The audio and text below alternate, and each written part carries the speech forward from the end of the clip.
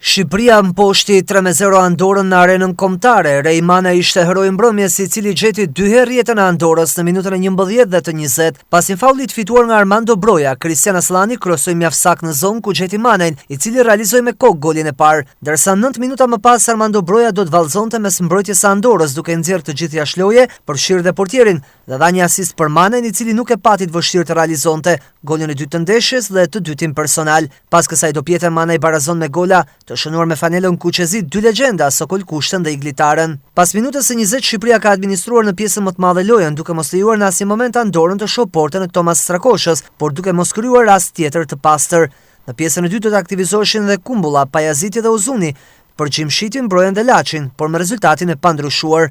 Në minutat e fundit të ndeshjes ka ardhur edhe qershia mbitor, ku Myrto Ozuni shënon golin e tretë për Shqipërinë. Tashmë mendja është në datën 7 qershor, kur në Tiranë mbërrin Serbia, dhe kjo do të jetë më shumë se një ndeshje futbolli.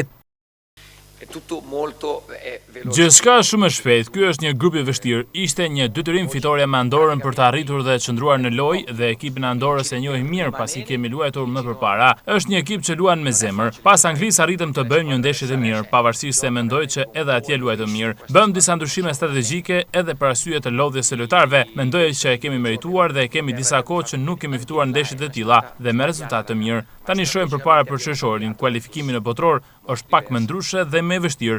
Duhet të bëjmë më shumë për të arritur aty.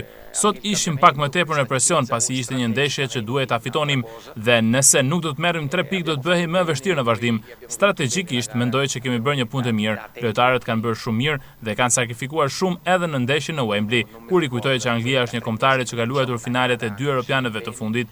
Nëse nuk vrapon, krijon aksione dhe mbrohesh mirë, mund të pësosh 5 gola. Mendoj që lojtarët kanë bërë shumë mirë. Për sa i përket kundërshtarit të ardhshëm, duhet të fillojmë ta studiojmë që tani, por jam i lumtur që kam shumë lojtarë me karakteristika të ndryshme, të cilët kanë dëshirën për të qenë pjesë e kombëtares dhe për të luajtur, që mund t'i përdorim në varësi të kundërshtarëve. Besoj se ishte e rëndësishme të ktheheshim në shtëpi me 3 pikët. Andorra dim që është një ekip që rrin gjithë mbas topit dhe është e vështirë të penetrosh nga brenda me topin. Duheshim folëm që në servitet djeshme që duhet gjenim golin 10 minutat e para që t'ishte loja çik më lehtë dhe Aslani futi një super top dhe shqyr zotit dolëm 1-0. Ndeshja me Serbinë s'ka nevojë për motivime, tani do kthehemi në për klube dhe pastaj do fillojmë mendojmë qershor kur të kthehemi prapë grumbullim. Ishte 3-0 për ne, një ndeshje shumë e mirë për ne.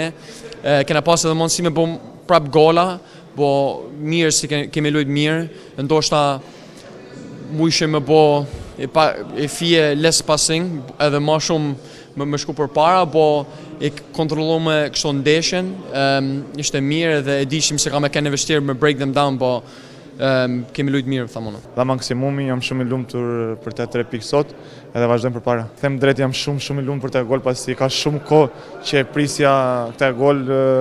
Falenderoj gjithë tifozat për mbështetjen e madhe që më kanë dhënë deri tani. Edhe mendoj se tani edhe besimi rikthehet në mua, edhe mendoj të shënoj sa më shumë gola.